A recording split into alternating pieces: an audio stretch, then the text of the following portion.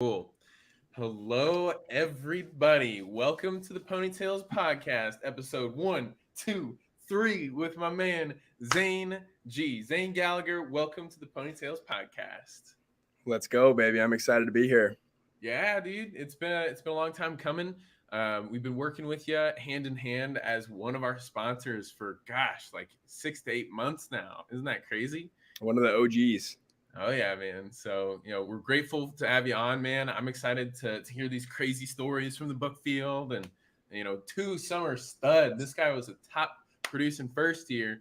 Oh gosh, was that like number one, number two in the company? Maybe somewhere up Number there. six. Number Ah, six. all right. Hey, top 10. That's awesome. You Hey, beat if you Andre. remember me as number one, though, that's all that matters. Number one in my heart, man. Number one A in your fellow heart. Beta Theta Pi brother, man of principle right here. He's a stud. Put in a good second summer, and now he's running his own business with Saint. I always mix you guys up. Seth Hood and Zaine Gallagher of Elevate Wellness. So we'll dive into that in just a second. But first, let's give that shout out to Cardinal Senior Benefits. So these guys are awesome. We've been working with Cardinal most recently, over the past few months. Quentin Roberts is a 7 summer bookman where he's built some really cool things in life insurance.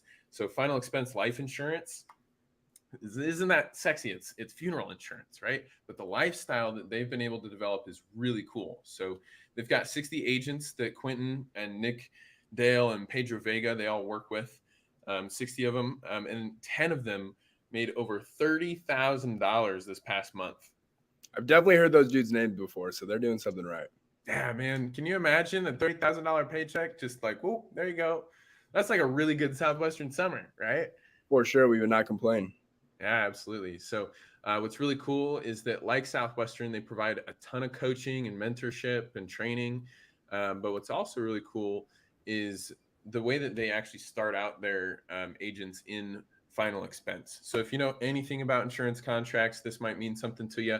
They start their agents off at 90% of total AP sold is the commission earned, and agents can earn up to 130% of AP sold. That's annualized premium, is what dictates your commission. So the calculator on their gross profit, you just simply take the AP times the commission rate. If it's 90%, 110%, 130%, most of their agents are earning some pretty handsome paychecks there. So again, their top 10 are all over 30,000 in premium for the month. 6 out of 10 of them were bookmen and women. So these are the names down here. Lucas Holland, their top producing agent for last month. Isaac McConkey, Michael K, Nathan Alberts. Crazy thing about Lucas, he's not even a bookman. So, they've got such a easy to follow system that if you have an extensive background in selling books, or if you don't, you can go make a really good paycheck. So if these numbers sound appealing to you, I know some of these people, they're not so terribly special that I couldn't do what they're doing. I know you can do it too. So let's get you in touch with Quentin Roberts. Awesome new sponsor of ours. He'll give you a $500 referral bonus if you sign up yourself or if you refer a friend or family member to join their crew. So great crew over there. Love working with Cardinal. And of course, we love working with Will Metcher at Southwestern Consulting. So Billy Boy, he's my personal coach. I love working with Will because what he has an opportunity for is something that I personally miss from my days in Southwestern, of being able to invest and coach other people. So I know you know this, Zaine. You got some skills that most 30, 40, and 50-year-olds don't even have, right? Isn't that crazy? I know, man. It's just because of this crazy college internship, right? And Will Metcher's also going to be looking fresh here shortly in his Elevate Wellness tank top. Yeah, that's what's up, man. So Will's another awesome supportive jockey, sponsor for the squad, and he is looking to hire new coaches to work with. So everyone that Will works with, like Andy Laws, Daniel Burke Aguero, Anthony Merkel, those old Mizzou book guys, right? Force strong right there. They're all making 6+ figures. They're making a huge lasting impact on everyone they work with. But what you need to do is work with Will Metcher if you care about bringing those skills that you learned in college in this crazy internship into somebody else's life. So it's been great to have Will as my own personal coach, helping me out with building my solar business. and could not be more grateful. Let's get you in touch with Will. But of course, how could we not give our proper shout out to Elevate Wellness? So, dude, Zaine, let's hear what you got to say about this whole like helping people out with their diet, their fitness. What's your elevator pitch for Elevate Wellness before we dive right into your story here? So, little elevator pitch. I'm definitely grateful to be a jockey because I've done this a few times, so it's not my first rodeo. Yeah, right. But I think that it's always best to relate like what we do in terms of me and my own story, because I think that a lot of people can relate to it. So basically what we do is make fitness and nutrition just sustainable for everybody. So at Elevate Wellness, we believe that you don't have to cut out drinking. You don't have to just eat chicken, rice, and broccoli to stay fit all the time, right? So our number one goal is teach people how to have fun with their lifestyles and balance that in terms of their physique and accomplishing all of their fitness and health goals. So in that, when I was in high school, believe it or not, I was 5'4" and I was 100 pounds. Are you And kidding me? Bro, you yep, were big. literally. So when I came into high school, I was 100 pounds. And then when I graduated, I was 200 pounds because of fitness and nutrition, right? Dang. And that just made me feel like a completely different person. I was finally like starting on the football team versus sitting bench. And that just helps somebody's confidence and helps somebody's life in and of itself, right? I would say So that's what the gym and nutrition did for me, and that's what we do for, almost actually over 100 people at this point, which is pretty awesome. So, yep, it's been my dream for a long time since I accomplished that for myself, and now it's so cool to just be able to help other people with that, with their own specific goals. That's awesome, man. I am like seriously, I'm proud of the results that I've seen you bring for people like my roommate Bryce, who did the Sizzler shred, and all these other people who I tell you what, man, I'm a theater nerd in high school, right? I was not working out. I did not put on the health and nutrition in high school. In college, it was just kind of like, something that I kind of did casually here and there and not really like dialed in and focused. And when I actually have like a plan and accountability, I talk to you once a week, man, and you're able to help me get my groceries right, help me get my plan going on actual like, here's how to have proper form. Like I get excited to get my pump on, man, and so it's been awesome working with you. Utterly grateful. Again, grateful for you to be on the show here today. So, dude, let's talk about the story of yours. This was back in 2020 was your first summer, right? Little pandemic was going on. Literally, yeah. I remember. It's crazy. So my parents are very, very questionable and very curious people, and so you can imagine. Questionable. Yeah, the first time that it's like, wow, that's the first time anybody's questioned this internship, right? But I remember them asking me all these questions about it, and they're just like, nope, you're not going to do it. You're not going to do it. What are you going to do? It's COVID. And we found a way, which was honestly impressed me because I was wondering the same exact thing. And I remember asking Danny, and so that was my first summer, which is absolutely crazy. How did you first hear about it? Because let's dial back. Were you a freshman on campus, sophomore there at the University of Nebraska Lincoln, right? So I went to a community college for 2 years because out of high school, I really wanted to go to UNL, University of Nebraska. But my parents told me that the only way I was going to be able to go to college was if I got a scholarship because they couldn't help me at all. And so I ended up only getting like half tuition to Nebraska right out of high school, but I got full tuition to this community college, and then ended up getting a full tuition transfer scholarship after this community college to Nebraska. So that worked out great. But Southwestern didn't exist at Northeast at that time. Oh, right. So it was when I transferred from Northeast to Lincoln, and then my first year at Lincoln, which I was technically a junior, that it was after that first year, that's my first summer. Gotcha. So you just kind of fell right into it. You met a bunch of cool, sharp kiddos, right? Danny must have been pretty interesting for you to meet because I know he's older than you at this point, but like I always remember being, right next to him in the business. He was like so young, and like I think he's younger than Seth. If that is insane.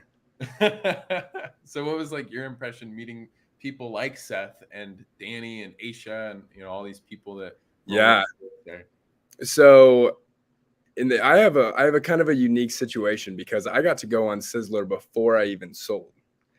And Oh, so I actually had like some phone interviews while I was going to Northeast. Excuse me. While I was going to Northeast, I had some phone interviews to do Southwestern that summer. yeah. But I was in a business club called PBL, which is kind of like the collegiate version of FBLA. And so I had this national competition down in San Antonio that summer.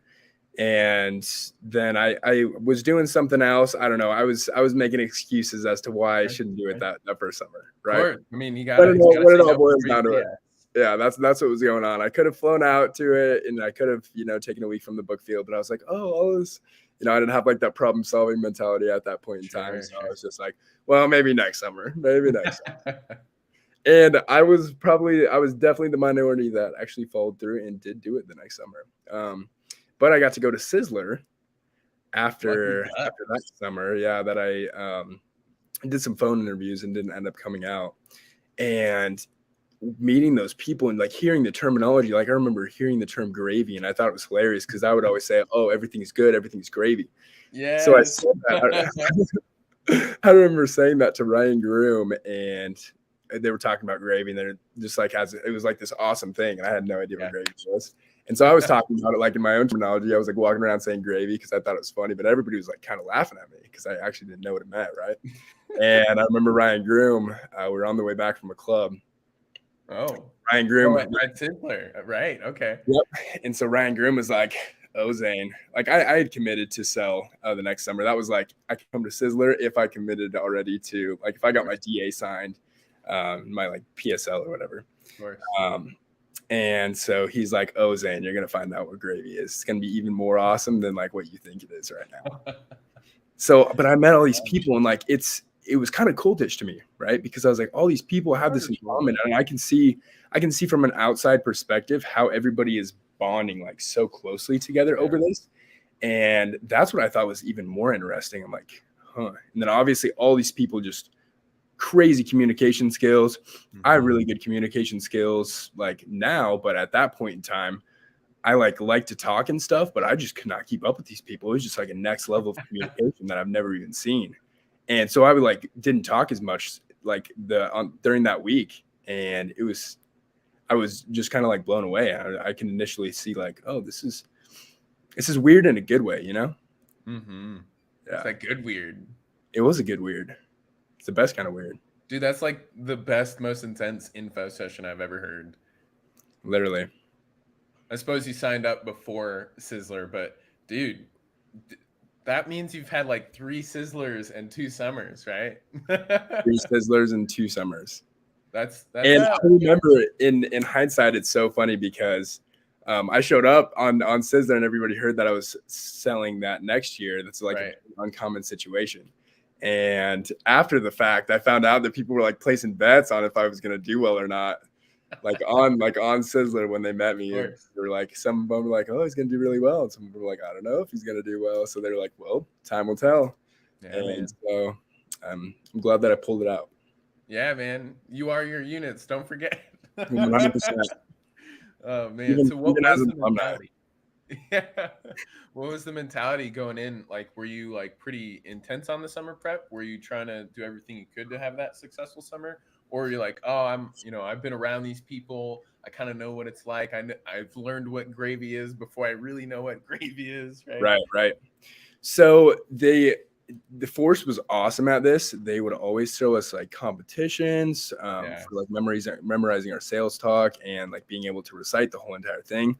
Cool. And there was I was on a team of 7 people, and so there were like 6 other people, and there was this girl named Macy, and she had her sales talk down. Like she was knocking on random dorm doors, like approaching people. And I was like, initially, I was like, this girl is going to kick my ass this summer. And because I was like, okay, so I need to get on top of my stuff. So drive back from Rapid City, South Dakota. It's like 8-hour drive. Put in my headphones, and I was just like determined to memorize this freaking sales talk. And everything had like came pretty easy, like memorization in terms of my classes, and I was able to get scholarship. I always got really good grades. So it was so frustrating to me that like people were memorizing their sales talk, and I was like struggling so hard to do it, right? So I had to like recite my entire sales talk by this certain date. I think it was in like March or something, maybe February. But I had to recite it to get these AirPods, like these AirPod Oh, Pros that were given out. If you could just recite your sales talk beginning to end, and I would always get like caught up at like one part. Like if you told me the next word or the next phrase, I'd be able to keep rolling, but just always got tripped up. ah, So preparation, I knew my sales talk like by the time I got to Nashville, right? But just like the basic one. Um, but I definitely set out with the mentality of like there's no turning back, right? I was like, if this is 100% controllable, they say that it is, and I was like, mhm. only the people that are really good at talking to people, only the pretty girls are going to make a lot of money, because that's what my mom told me. They're like, oh, well, pretty girls make a lot of money because they just feel sorry for them. And I'm like, Well, Zane, you're a pretty dude, so see, what I didn't realize is moms make all the decisions. yes, yeah, man. So it helps when you can get those moms to like you a little better, right? For sure. But I was like, my goal was to be number one in force. Like that's the goal that I set out with. And I was like, if this is truly controllable, like everybody says it is, then I know that I can work really hard. I've worked 60, 70 hours a week before. Oh, and Cool. funny enough, this is a funny little caveat to the story. And I remember like throughout this whole entire journey, I was like, I've heard Gary Vaynerchuk talk about how he just knew he was going to be an entrepreneur from the time he was a very little kid. And so Yeah. I like always look for a rhyme or reason for stuff. And so I was like, I wonder if I have a story like this. And so back when I was a little kid, I remembered a time where I was playing these video games and I wanted to get like $25 of this video game cash or whatever it was, like buy guns and stuff, right? And so I was thinking, and I'm like, man, I don't have like a paper route or anything. I used to have a paper route, but at this time, it was like a few months where I didn't have a job. So I was like, all right, how can we go make some money? Because my parents don't just give me money. That doesn't happen. Right. So I started walking around the neighborhood, knocking on people's doors, and I was just like, hey, your lawn looks pretty long. I'll mow it for you for $20. And I got like 7 Okay. no's, but then I got this one yes, and I mowed this dude's lawn for $20 with my friend, and I um went and bought my little video game cash, and I guess that's where it all started. Oh man, throwback. That's awesome, dude. Yeah. So you kind of always had this entrepreneurial spirit. That's why you're helping run your own business there with Seth, of course. What was the mentality when you like went into like sales school and you're surrounded by all these other people who, they're all wearing masks because it's 2020. Let me hear. Actually, this is what I have curiosity about: is what happened when the pandemic started to unfold in March of 2020, and you'd already been signed up, ready to have what everyone assumed was going to be a normal summer, and then it's like, oh, we don't know what we're going to do now. What was that like? Well, so it was even more exaggerated because in that March, I was living in my fraternity house, and Straight up. they kicked us, beta, but they kicked us off campus. We couldn't live in campus housing anymore, and it was decided that all of our classes were going to be online. Yeah. And so I literally like just left there and went back and lived at my parents' house for like the next 2 months, and all the gyms were closed. And I was like, oh my God, is everybody going to turn into zombies or what? Like this has to be some serious stuff. Right. Um, and when everything around you is that serious and nothing's open, and then we're looking at this upcoming summer, and it's like there's no way that this can be pulled off. Everything's closed. Nobody can even come in contact. I can't even go to the gym, right? No. Right. And so I was just like, well, I remember texting Danny and be like, hey, what are we doing? Hey, what's the plan? And he's like, don't worry, we got it. There'll be an internship. It might look a little different, but we'll do it. That's Okay, awesome. man, trust the process. And Yeah. then we actually drove down to Kansas City and we did virtual for a while. And let me tell you, that was not that was an awesome plan, but for me, like me selling in virtual was just a train wreck. Like I just had no idea what I was doing, but I made the calls and I called everybody Yep. in my contacts list, and I didn't have like that second approach mentality, right? So I would call people up. We had to call people for referrals, Right. and I would call like the closest people to me, even my uncle. Like I would call up my uncle and I'd be like, Yeah. yeah, do you know anybody that might want to buy some educational books? And he's like, let me think about it and let me get back to you. And I go, oh, that sounds good. And then I hang up. I'm like, oh, he's gonna get back to me with so many referrals. Yeah, right. Never heard from Yeah, him right. the entire time, right? That's hilarious. Yeah. So you had virtual selling. That to me is like what I've learned. Like they're still doing virtual sales school, like just to get everybody like bonded and prepared for actual sales school now. Which is really smart, I think. I think it's incredible because I know that 2020 it was like, whoa, we don't know what's going to happen. But then I think Emil broke the record the summer before, right? And then he like that next summer sold 20,000 units again, right? Does that ring a bell? So yeah, he's my first summer is when he broke the record. Gotcha. So yeah, in 2020, Peter broke it last, and then Peter broke it last year. Gosh, he Like absolutely smashed it. So that's crazy. But yeah, nobody really knew what the like experience was going to be like in out there in the field. So you had virtual sales school was kind of tricky. When you got to sales school, what was that like? Because was everybody wearing masks and like social distance and all that? You know what's weird is like when I'm thinking back to sales school and I'm thinking back to that week, I don't remember anything. Nothing. Huh. At all. Yeah, I honestly don't remember anything. I don't know. I literally cannot remember anything. I don't know why. Everybody had to be running around with masks on, right? But I don't remember like what precautions there were or anything. And I guess I was just super, super in the zone, which is kind of cool, but I don't know why. I literally cannot remember anything from that. In the Zaine zone. Let's go. I remember a lot from virtual because I thought it was cool that like I remember Seth because I couldn't sell, like I was not selling anything, right? I had like 5 calls and just nobody was buying from me because I was terrible at the job.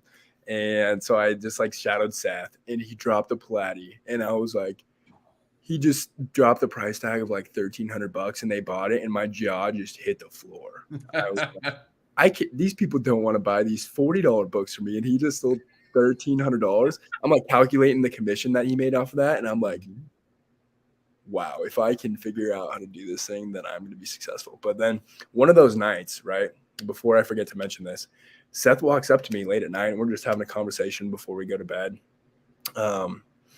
And he goes, so Zaine, like, what do you want to do in life? And I was like, I actually want to open my own nutrition and fitness consulting business. That's right. And he goes, huh, me too. I go, okay. Nice. We should work together. He's like, yeah, I'm down. That's hilarious. Here we are. Yeah. It's actually what happened. So that's cool. Man, a lot of formative stuff right there. Absolutely. Now, it's crazy because if you can't remember anything from your like Nashville sales school, I was just thinking about like my sales school was almost 10 years ago. So this is, 9 calendar years ago. But like, it's crazy to think that like Danny and Aisha, we had our same first summer. They're in their 10th summer. Oh, you had you sold the same first summer as Danny and Aisha? Yes, I did. Really? Yeah, man. I didn't know that. Yeah, man. So it was really, really cool to, of course, like be a bright, young, bushy-eyed like kid from Nebraska going to Massachusetts my first summer. Ooh. Oh yeah, get smashed, right? After I sold last summer. Yeah, dude, mass holes. So they got bumper stickers too. They're proud of it. Oh yeah, they don't hold back.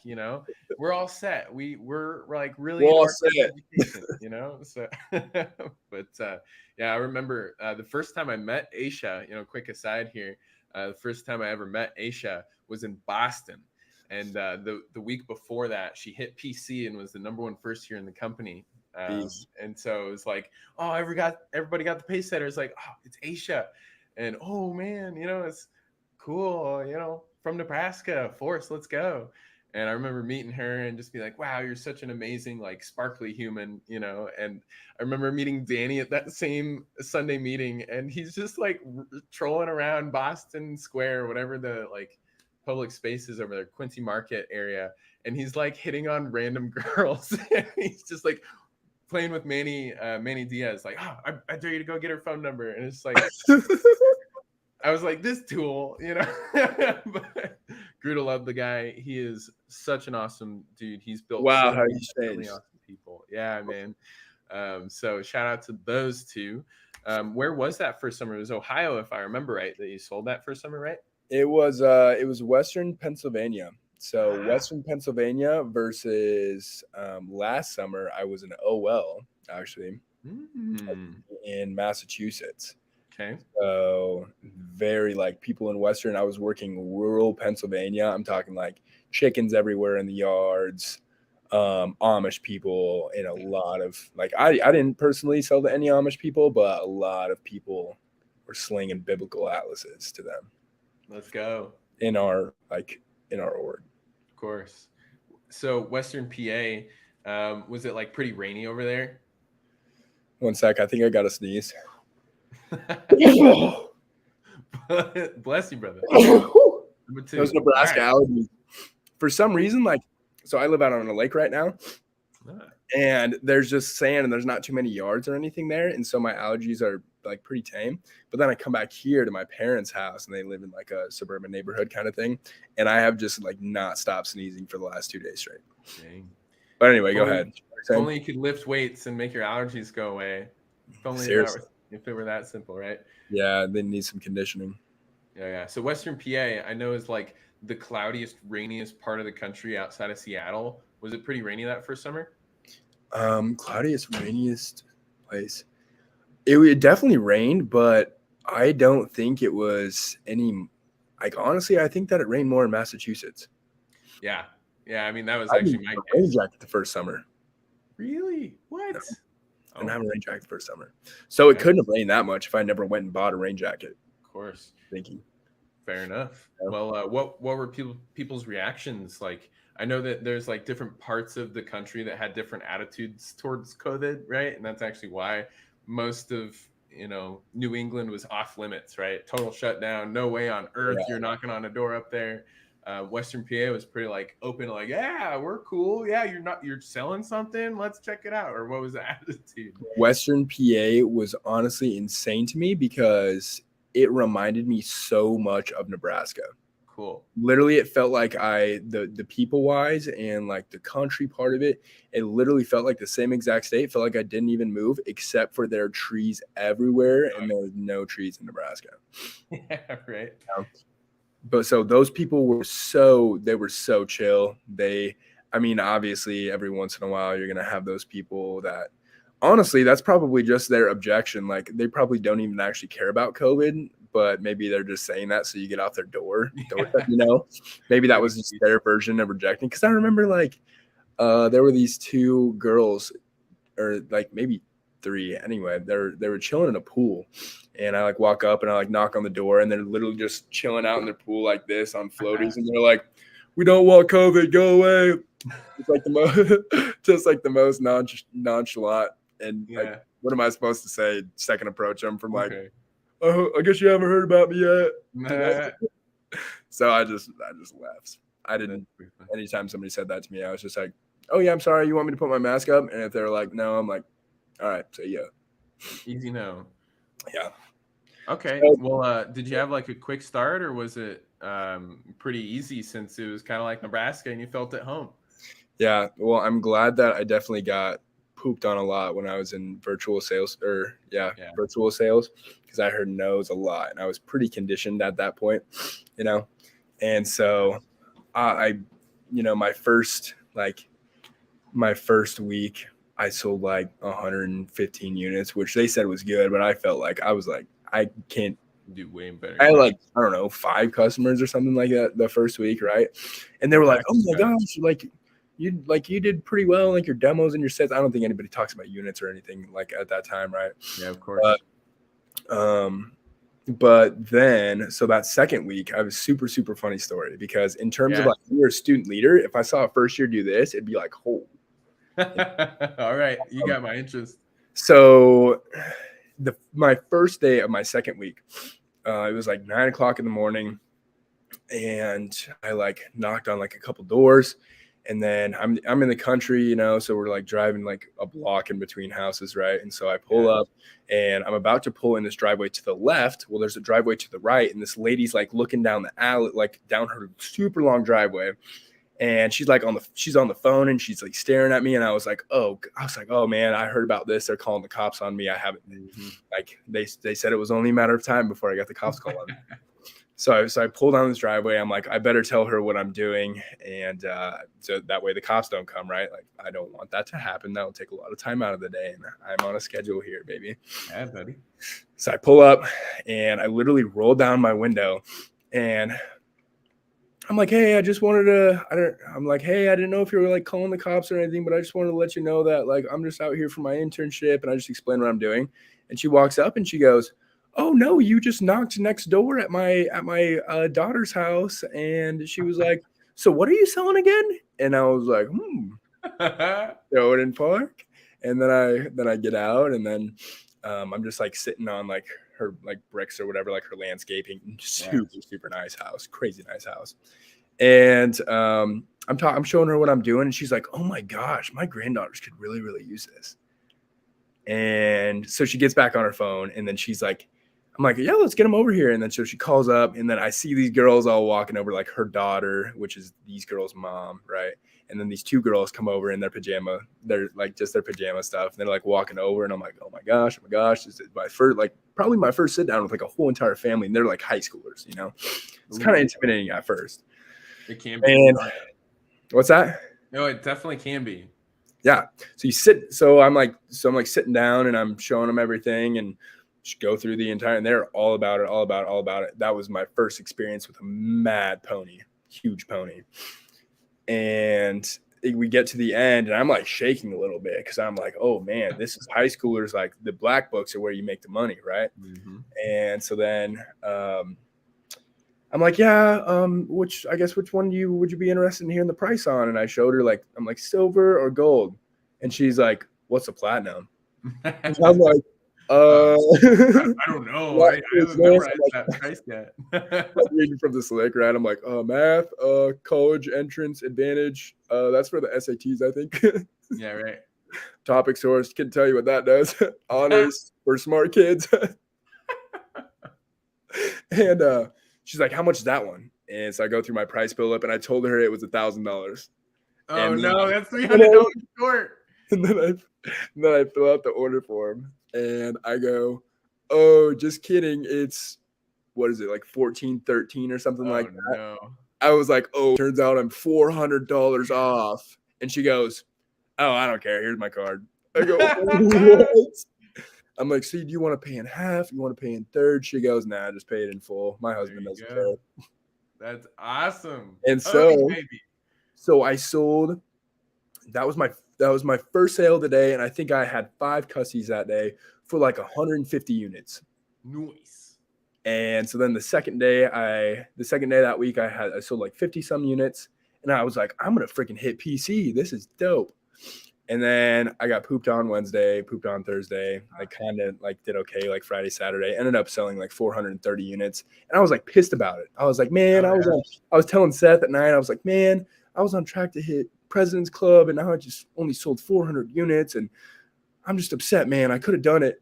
And then at the sit, like, I'm just thinking from my student leader perspective, if some first year was telling me that they were sad that they only sold 440 units, they're like second full week, I would have been laughing like there's no way I can keep it together. Oh man, well that's not too bad. The most I ever sold my first summer was like 270 units. So in a week. So what was like your secret sauce? Was it like everybody had the huge need for it? Like that's one thing I kind of noticed from people that I connected with that were selling during COVID is like people were at home with their kids for like that last half of that spring semester. So they're like, oh, math sucks. You know, I need what you're offering. Was it pretty clear that people were like into what you were doing, or did you have to kind of like really sell what you were presenting people? I mean, yeah, good question. Because I think it was definitely different, and I think people were definitely scared because people were hitting some ridiculous numbers that year. But at the same time, I think not, because then the year after, people are hitting even more ridiculous numbers. I So know, right? I don't think it really has any sort of correlation, to be honest. But I would say that with people being scared, that there were probably some more books sold. In general, that's might be like not like a huge amount, but maybe slightly. It can be emotional. Yeah, so I think that, like, I don't know. I was very like as far as like a secret sauce, I was very like head in the sand, you know. And like I remember like week 4, um, it was like week 4, and one of our roommates said that he stopped and took a piss at a McDonald's, and I looked at him and I gasped. I was like, Can't be doing that. "You cannot go inside of any sort of building. How? No. Why?" And he goes, "What do you mean, man? I just stop by and I just walk in and I just go to the bathroom." I'm like, "That is not okay. You need to stop doing that, or your summer is on the line." And I mean, like that mentality is what got me through. I was very like, Absolutely. I lost 15 pounds that summer because I didn't even eat, because I just felt like I was off schedule. I was like, I'm just working, work. And if it's not something I can eat in between a house, then it's not happening. So I'd eat like a protein Wow. bar, one sandwich, and like a banana a day. Wow, man. Then I get home and eat like 5 oatmeal cream pies. Oh yeah. Stuff that face. That's hilarious. Yeah, super nutritious. Yeah, bro. Tell me you were selected to be a student manager that Sunday after you said, "Hey, don't go to McDonald's." It had to be somewhere around there for sure. Because you had like 8 weeks to sell that summer, right? Yeah, I think something like that. But for me, so I actually got really, really sick. So I sold for like 5 weeks, and then I think it was week 6, I got really, really sick, and I had a fever of 104. Literally, listen to this. Listen to it. So we pull up. So we're living in Pittsburgh for a while in like this Airbnb, and it is like not like That's not it. Not an ideal living situation. I gotta sneeze again. Hold up. Justin Weeblehouse is in Pittsburgh this summer. Fun fact. Is he? Yeah, he called me on his way up. That's cool. Oh my gosh. All right, I'm gonna keep talking until I sneeze. All right. We lived in Pittsburgh for a while in like this like basement, like Airbnb. It was literally like 1 bedroom, and there were like 4 of us living there, or maybe 3 of us. And so then we finally, one of the other first years in our org finally like found us a host family. And so we're moving, and we're like moving all of our stuff to this like extremely rural, like I couldn't even tell you what the town was called, to be honest, like Elwood, Pennsylvania or something like that. And the population is like 200 people. Yeah. And so we move out there, and Rebecca Grinnan was our host mom's name. And she is just an absolute angel, because the first day that we moved in, I take my temperature at the Sunday meeting. It's 101. And I'm like, oh, this is COVID, in the middle of COVID. And one of the key things that they said was a fever. And so everybody was like treating me like a zombie, they're like staying away from me. I'm like sitting in the corner by myself. Like, and then, so I wake up in the middle of the night, and I take my temperature, 104 fever. And I'm like almost starting to hallucinate at that point. It was like 104.2, and I'm like just dizzy. I'm like, it was an intense fever, right? And so I walk out into the kitchen, and our host mom is still up at like 1 a.m. or 2 a.m., whatever time it was. And I was like, "Hey, Rebecca, I know we just met, and this is the first day that we moved in here in the middle of COVID, but I have a fever of 104. And she goes, "Oh, come here, honey," lays me down, gives me like a cold thing over my head. She stayed up for 48 hours straight to take my temperature once every hour. Wow. Yeah. That's like host moms will restore your faith in humanity. Wow. Yeah. Didn't say anything about COVID. Wow. Host moms will restore your faith in humanity, man. That's a mother right there. Literally. So I didn't sell, like, I had a fever for like 4 or 5 days straight.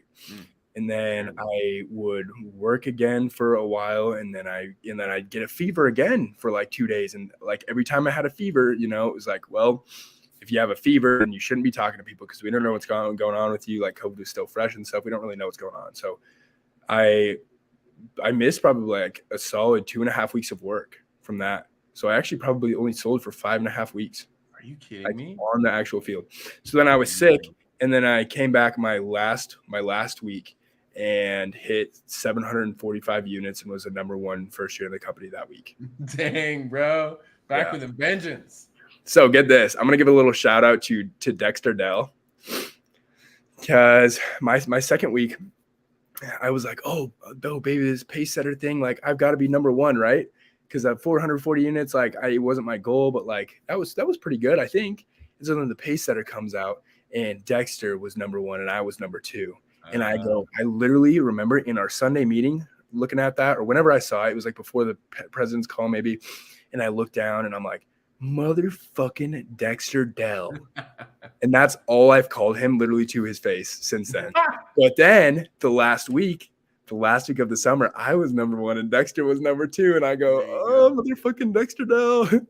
And I told him this story like when I met him on Sizzler, and now it's like this funny running joke. But yeah. Which group is he in? He is in Oklahoma. He is, I think, Rebecca Colton recruited him. Shout out to Rebecca too. Yeah, man. That's cool. So you had that competition that summer, dude. 5.5 weeks, and you like how do you know how many like units you delivered? Do you remember? 3443. I remember that because it's the same forwards as it is backwards. What, dude? 3,443 units in 5.5 weeks. That's bonkers. That's bonkers, dude. It was fun. I don't even know what to say to that other than congratulations. That's an amazing first summer. Thank you. In 5.5 weeks. I'm struggling to wrap my head around that, dude. I did 1,300 in 12 weeks. So anyway. Hey, but you came up. Oh, thank you. We come up. Well, because I mean, sometimes it takes people like a while to get the hang of it, but everybody always does, right? Like Seth Hood sold 10,000 units, but his first summer he didn't sell anything crazy, and like he just went through a learning curve, and eventually, like it really is cool to see people who stick through that process and then they end up succeeding. Like I always am rooting for those people, because if they're takes some people longer than it takes others, but they're just cooking. It's cool to see people succeed at some point, like on their own timeline, right? Yeah, man. So I think that it wouldn't be right to talk about like, oh, successful first summer without second summer, because my second summer, people in Massachusetts were very, very different than people in Western Pennsylvania. And so my style, I built so much rapport with like all of these like rural people in Western Pennsylvania. Yeah. I would just build so much rapport with them, and then they would just like me and they just buy my stuff. And it was miraculous. Yeah. In Massachusetts, though, I'm like, oh, I'm sorry to sneak up on you. Yeah. How are you doing today? And they're like, what do you want, kid? And they were just like treating me so differently. And I couldn't understand. I'm like, did I lose my touch or what? So I remember having a conversation with Danny after. So I never had a single 0 day my entire first summer. I sold something every single day. And my second summer, my second week, one of the days I had a 0 day, and somebody was following me and I had a 0 day. Ooh. And that was just like, what the heck? I didn't have a 0 day my entire first summer. And then I had a conversation with Danny, and he's like, give me your approach. So I gave it to him, and he's like, take out these 2 sentences, take out maybe these 3 sentences, take out 75% of your approach and tell people to sit down. Yeah, right. And then I did. It worked a lot better. There you go. Did you also have a shorter second summer, or was it longer? Shorter second summer. I maybe week 8. Week 8 or 9. I herniated 2 discs in my back. Oh, homeboy. Yeah. Woo. Mm-hmm. What happened there? Was that just like? So, so there's always been like on my dad's side of the family, all of the guys, like it's funny because on one side of my family, I'm the absolute shortest, which I'm 6'3" and I'm the shortest on that entire side of the family. Yeah. And on the other side of the family, I'm the tallest one. Yeah. But on the tall guy side, they have all had at least one back surgery. My dad has had two. Every single one of his brothers have at least had one. Most of them have had at least two. His dad has had one or two. My great uncle had like 7.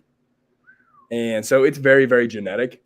But I definitely lifted a lot of heavy weight in high school, and I was just super bro, and I didn't think that my back would ever cave from lifting all this weight. Super bro, meaning you thought you were invincible. Got it. Yeah, I was just like, oh, we're gonna deadlift and we're gonna squat all this weight. It's gonna be so sick, you know? Oh yeah. Like weightlifting for football and maxing out, which in like my little brother's a junior in high school now, and I tell him he's in that phase right now, right, where he just loves to lift a bunch of weight and he thinks it's cool, like slam down the weights and everything. And I tell him, I'm like, gotta stop doing that because it's gonna catch up with you. I didn't think it would happen to me either. Like I'm telling you this from unbiased point of view. I didn't think that would happen. I get it, but it will happen. So one time I was leg pressing like a stupid amount of weight, and my lower back came up because I went a little too low, and I heard something pop, and I thought that I tore my hamstring. So then I go to my uncle, who's a physical therapist, and I'm like, hey, I think I tore my hamstring because I just have this killer pain down the entire backside of my leg. And he's checking me out, and he goes, hey, it's not your hamstring. It's your sciatic nerve. So I've had sciatica since then. Yeah, but so that's that summer. I'm like slinging my book bag over my shoulder every single time I'm getting out. You know, it's like one strap, pulling it out of the car. And one time I do that, and I was just like, oh, that did not feel right. And then I'm literally like, this happened at like 8 p.m. So I literally just like walked like this with my like chest high and everything. And I like could not bend at all. So I was like full squatting to like pick up my book bag. And it was painful. So then I went to a chiropractor that next day. And then he like cracked me up. And I remember walking in that place and being like, I shouldn't be here. Like, this is not the chiropractor place that you want to go to. So I go in there and I get cracked up and I feel like I got hit by a bus. So he's like, you should probably like rest the rest of the day. And so I'm like, okay, I'm going to like ice for a couple hours and see how I feel. Literally felt like I got hit by a bus. Like I cannot get out of bed. Wow. And then like from that next day, I was able to like help myself up and like go to the breakfast spot and everything, and was able to do that. But then I went and got x-rays and I got an MRI, and the dude was like, the doctor was like, your back looks like that of a 55-year-old man. You know, he's like, you herniated 2 discs, you have spinal stenosis, which means that the place that your spinal cord runs through is like smaller than the average person, and that's what squeezes your nerve and sends it down the backside of your leg. And so I ended up having to go back to Nebraska, actually, because at that point we didn't know any doctors on the East Coast, right? And it's like, I'm not going to let some random doctor operate on my back. So my dad and all the rest of his family have this doctor in Nebraska. So I came back to Nebraska, got a corticosteroid shot in my back, and then I went back out to Massachusetts and finished my deliveries. And somebody held my tote. Aaliyah Karimi walked around with my tote. Oh, Aaliyah. Shout out Aaliyah. What a homie. Yeah. She walked around with my tote, and I did my deliveries back in Massachusetts, and then went to check in with everybody and everything. But it was definitely different. Zaine, I don't know if you knew this, man, but we had the exact same second summer experience. Really? You herniated 2 discs in your back too, or what? Minus the herniations. Okay. I actually developed sciatic nerve pain. Not technically sciatica, because there is like a classification to reach that. But I was never taking my book bag off. I was running every single door. I never stretched or anything. Like I was just beating my body up all day long, 24/7, 8 days a week, man. There's no option. Name of the grind, right? In the name of the grind. Yeah. So I like rode up like 1,000 units by like week 6, and like had to go home like by week 8. So I was like getting, chiropractor adjustments. I had an MRI at the same place that no way. Yeah, dude, Tom Brady got his MRI at the same place I got my MRI. It was crazy. Did they tell you that when you walk in the door? They got like It's everywhere. Tom It's like, Brady gets his MRIs here. yeah, they're in Leominster, Massachusetts. But Leominster. yeah, dude, where were you in Mass that summer? I was selling in Lunenburg and Dude, that's where I was living that summer. Yeah, Lunenburg's nice. Dude, that place fucks bodies up. I'm telling you right here, right now. I guess, man. There's just too many books being slang there, I guess. Just hard on the back. Dude. You know? Just the elevation is dropping from all that weight. Little side note, can you believe that, like, I work out regularly and I'm like an above average size person. And during delivery weeks, like when we're holding that tote, my body is done for. I am so sore. Yeah, how do like 5'4" like girls do that? You know what I mean? Like, honest to God question. That is so impressive to me when I like saw like we have this little like 5 foot tall girl in our org last, and she's just so small and she's lugging around this. She's doing it. I'm like, what? How? That's crazy. Yeah, I mean, I actually, funny enough, still use my delivery tubs to this day for laundry. So, you really? Yeah, it's a nice subtle reminder every Sunday that I'm doing laundry, right? That's funny. So crazy. You sold in Leominster and you lived in Lunenburg? Yeah, so actually I lived in Leominster. I sold in Lunenburg, Fitchburg. Bless you. You sold in Fitchburg? Yeah, I did. Excuse me. All right, I think I'm done. Cool. Yeah, I sold all up around there. It's a good time while it lasted. And it didn't last very long. That pain, dude, there's nothing like it when you're like, oh, I'm trying to, limp my way to the door over here, I literally had to take 20-minute breaks every 2 hours, doctor's orders, while I was out on doors. In fact, I had a whole week of just like sitting it, taking easy, icing, every goal period, which I felt terrible. You feel way off schedule, and actually like a huge sissy. Yeah, right. But the have such a find away mentality. It's like, I don't care what my body's telling me. I'm gonna sling books. Well, what's fucking crazy, dude? I learned at that point that my problem with like selling more books in the past was that I was not being myself. I was Mr. hyped up on cocaine, same as Southwestern. Hey, are you the mama house? Great, I'm naked. Blah, blah, blah. It's like, whoa, that forced me to chill out. I was going up to each door with a leg brace on, figuring out what the heck was wrong with me. I didn't even realize it was the sciatic nerve, right? And then I had my best week of my career on my way out. That's awesome. Good for you. So as I was taking 20-minute breaks, I was just like, so chill. I was like, I don't care if you buy it. I'm leaving next week. Exactly. And I sold way more books than I ever did. So isn't it crazy like that just small shift in mentality makes more difference than any of your technical training could ever. Like you could practice your sales talk 200 more times, and if you still were not being yourself, you were not gonna like be as successful. Yeah, man. Authenticity is more than key. Without it, it's just that I know that there's some people out there who are like totally not themselves and still sell a lot of books. Those are like freaks of nature, right?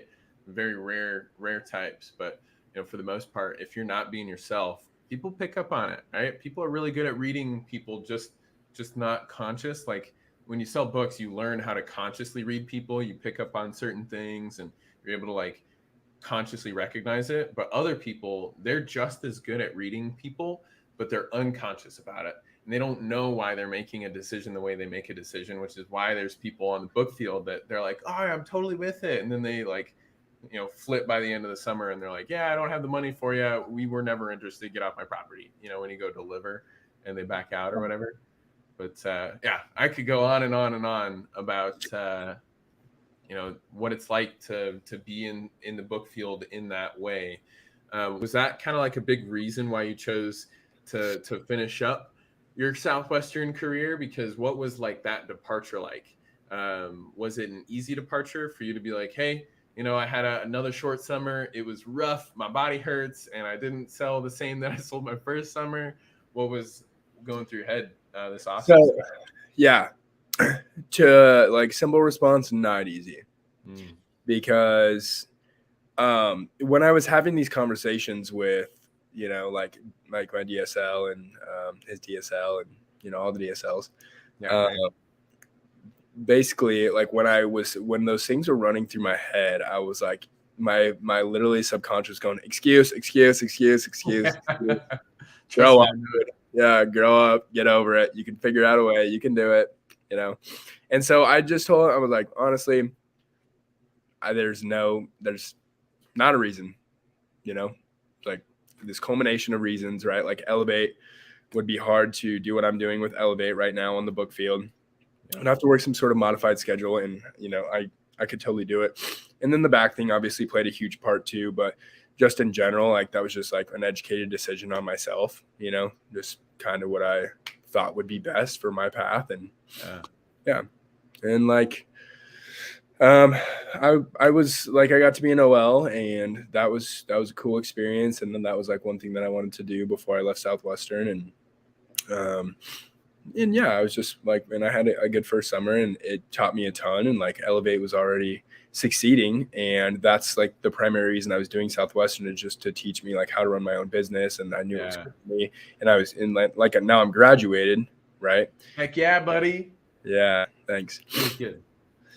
So yeah, it was not that it wasn't easy with like the people that I talked to or anything like that, because obviously they let you make your own decisions, but it was like a more of like an internal battle with me, because I was telling myself, you're making excuses, you should do it again, but then at the same time you're not, Dude, you can imagine, I know that thought process, and I let my excuse BS meter win, I guess, because I did go and sell those third and fourth summers, and they always say like, you stick around one too many summers, and I got fired before my fifth summer.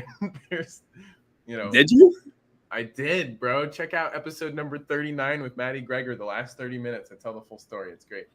That was summer 2017 at sales school. By Dan Moore. Yeah, dude.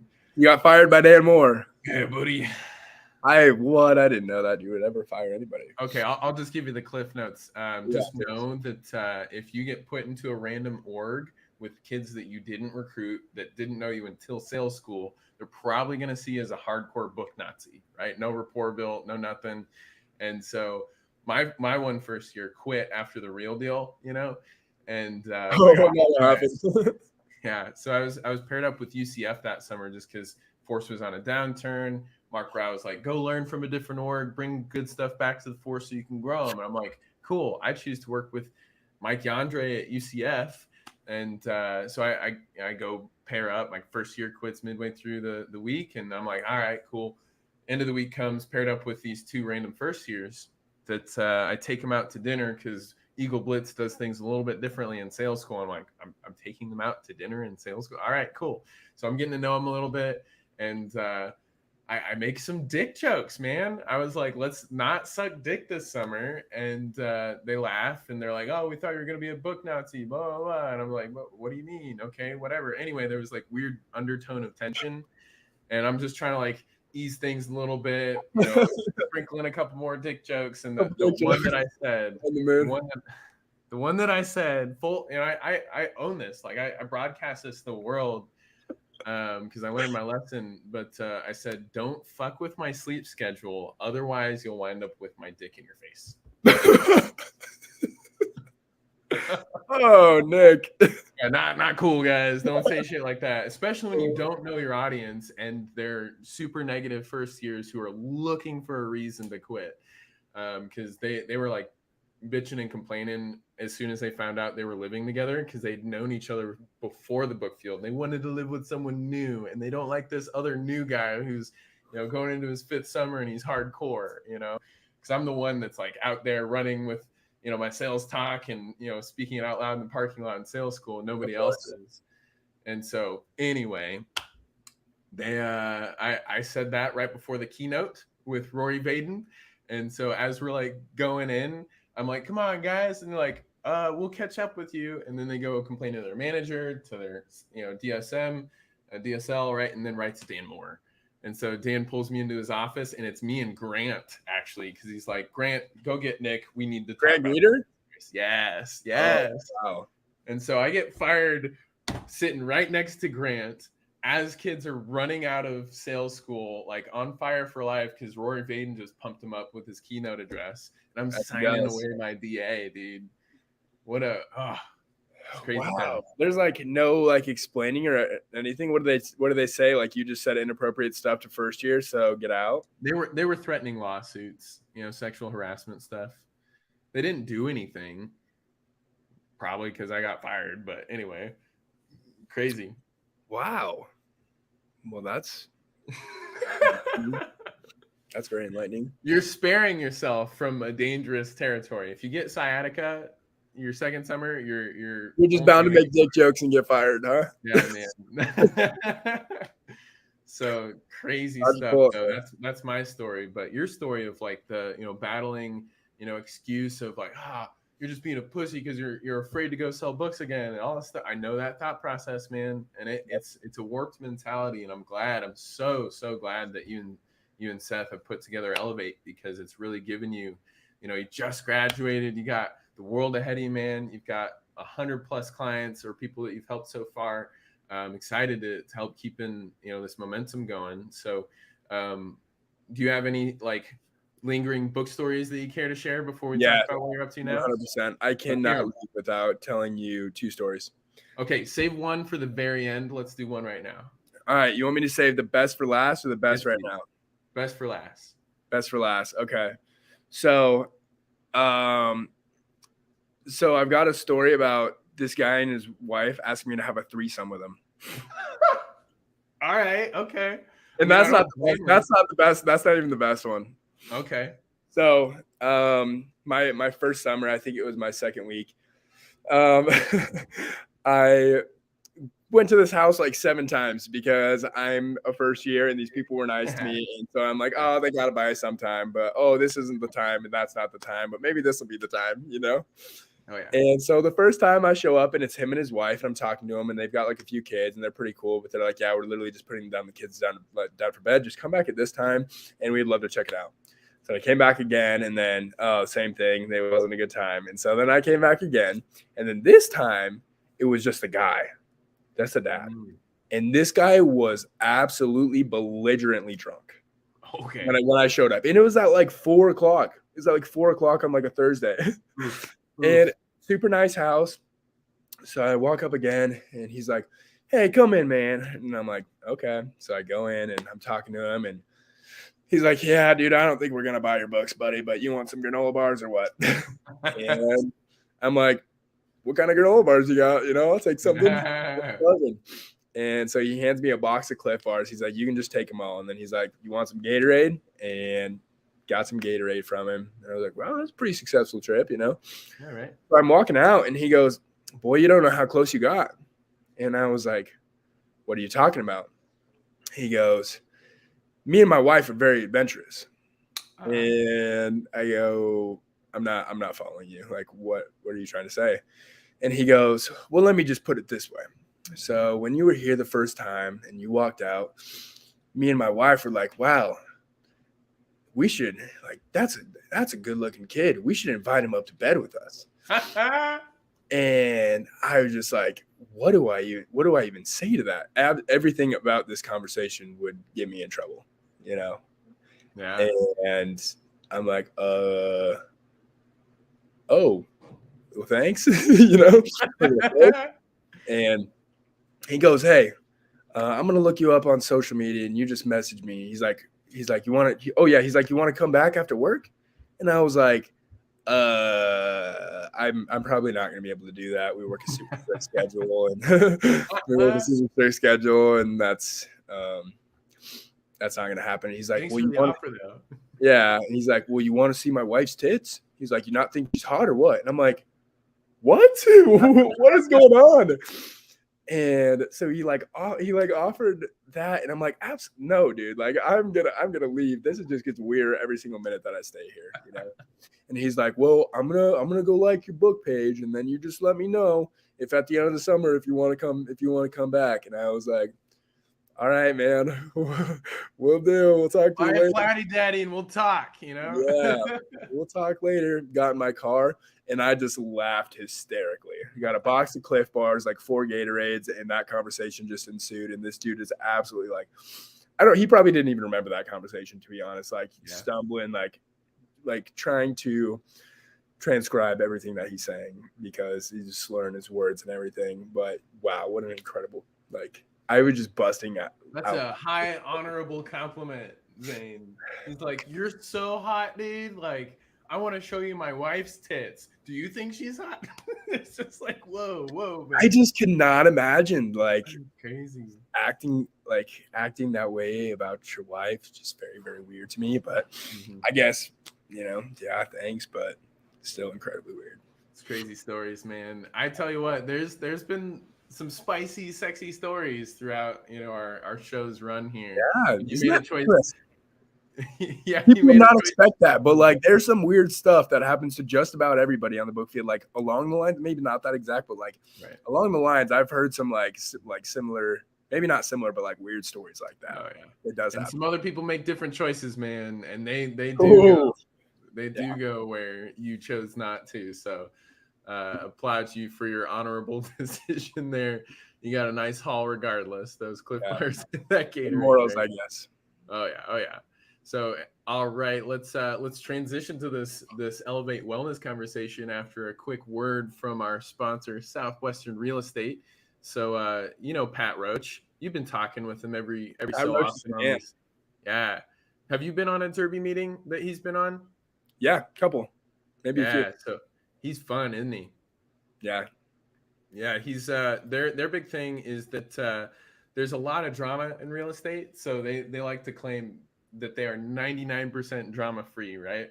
So in this market, especially, homeowners are like, oh, I'm trying to get this house, and it's like being outbid by cash buyers at 10% above asking, all these crazy things that unfold in the buyer's process.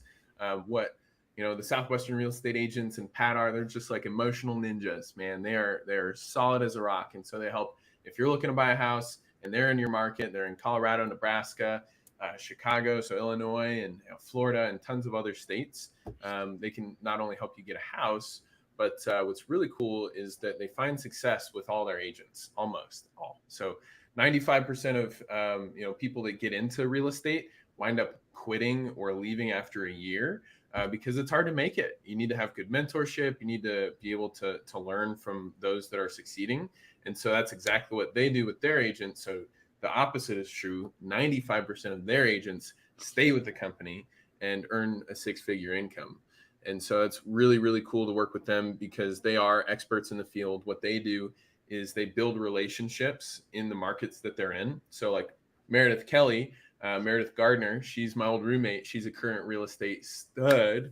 What she does is she just has coffee or lunch with 150 people in one calendar year. If she can do that, she did her job exactly to the T.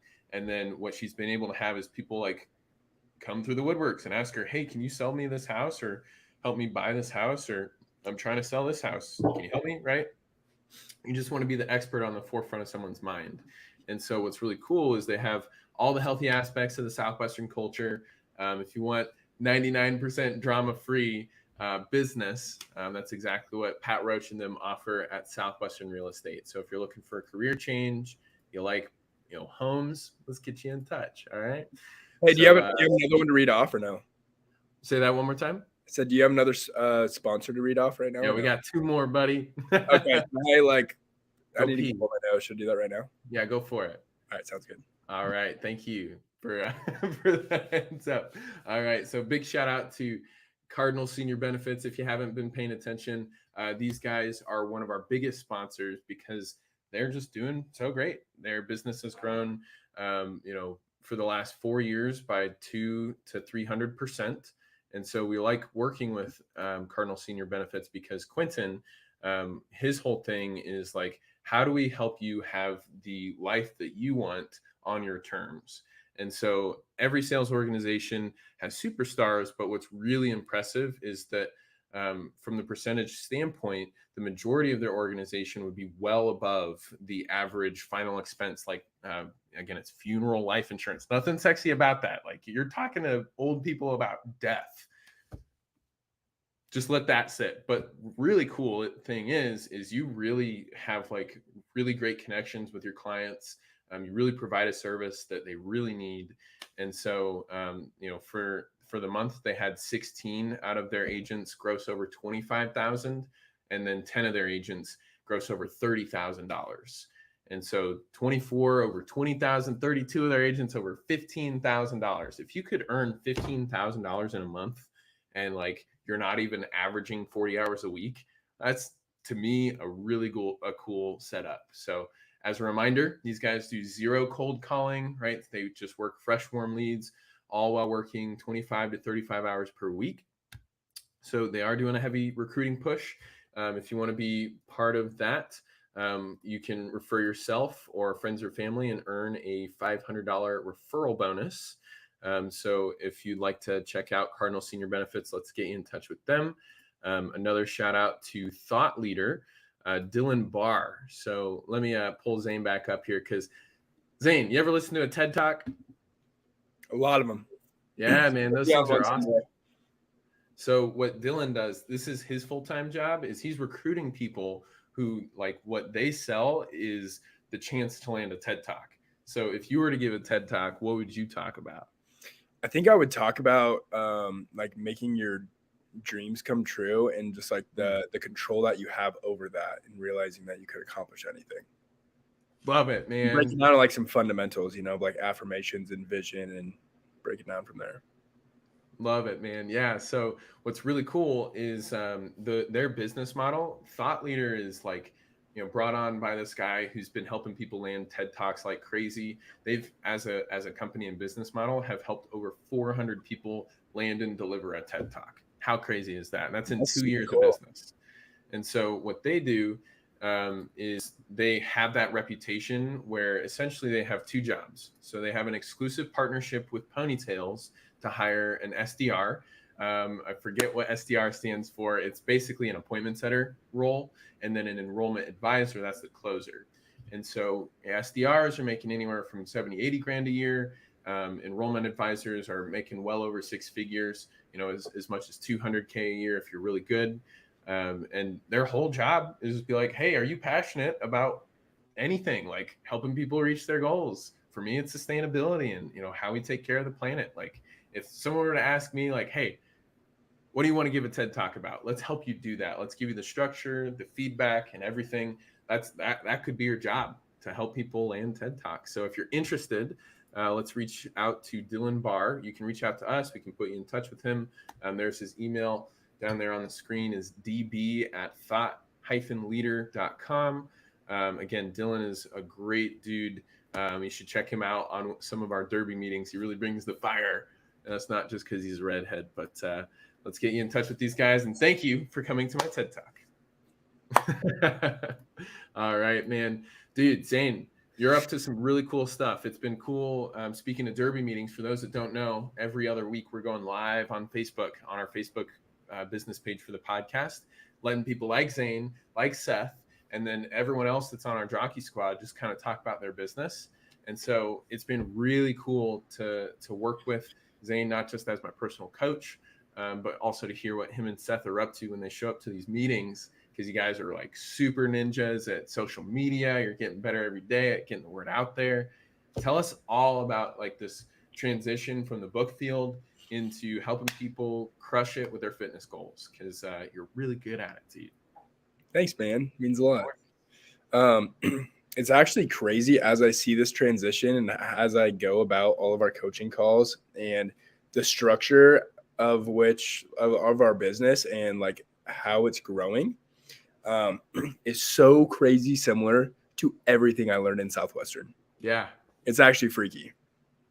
So like that. So we have meetings with our coaches every single Monday. So we've got 3 business partners and 2 coaches. Cool. And we're about to hire our next coach. Nice. So we have a meeting with them every single Monday, and it's basically like setting goals for the week and good news, and then just random stuff after that, but the structure is always good news, and then everybody just seems to like it, and it's like for me, it's, we're very familiar with the structure. Obviously, we know exactly where we learned it, but for the coaches that haven't done Southwestern, they're like, oh, this is really cool. Wow, this is so positive. Yeah, right. And my client calls, our client calls when I'm helping people battle like internal struggles or challenges or losing their, they're just kind of like falling off track. I always am bringing them back to their why, and I'm having them print off pictures of the person that they want to look like, right? The physique that they want to have, and I'm bringing them back to their vision and their goals and why they started. And yeah, it works. It works so well. So you're just PCing people on a weekly basis, basically. Literally. And then our coaches, I'm basically, my role in our business, Seth is very, very growth oriented. So we let Seth do all things scaling. Like he gets the leads. He's on top of the social media. That he's a ninja at that. Absolutely phenomenal at that. Joe Ignis, he is very good with numbers, and he's also a rainmaker. So if you've ever read the book Born to Build, it's a Gallup book. But they talk about like multiple different types of entrepreneurs, and I'm the expert. Seth hasn't taken the test, but I imagine he's more like a conductor. And so I care about like being the best in our field. Seth cares about like he's very good at like facilitating things. And Joe is a rainmaker. So Joe is just like, we need to do this and this right now. We need to optimize our time, and let's start selling this. Let's sell that. Let's sell this. Let's sell that. And this is what the numbers are going to look like. And he's just like exponential growth kind of guy, right? So I have meetings with either all of our clients or all of our coaches who coach the clients, right? And our weekly trainings with our coaches, we go in and we look at all the clients, and we kind of like go back and forth about their progress, things that we can be doing together to get them more results.